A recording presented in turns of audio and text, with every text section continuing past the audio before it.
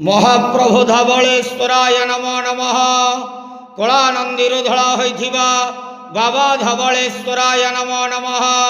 दीपम यदि परम ब्रह्मा दीपम यदि जनार्दन दीपहरत मे पापो पूजा दीप नमस्तुते। बाबा धवलेश्वर महाप्रभु संसार सुखी रखंतु। आज पवित्र शुभ सोमवार रे समस्त श्रद्धालु भक्त मानक आशीर्वाद करंतु। समस्त श्रद्धालु भक्त मानकर मनस्कामना पूर्ण करंतु। कर्म क्षेत्र उन्नति करंतु। ग्रहरिष्टमान खंडन करंतु। जगतर मंगल करंतु। विश्वर कल्याण करंतु। आपणकर नाम प्रकाश करंतु। सेवकर डाक श्रवण करंतु। समस्त गुआवसा भक्त मानकर मनस्कामना पूर्ण करंतु। बाबा धवलेश्वराय नमः।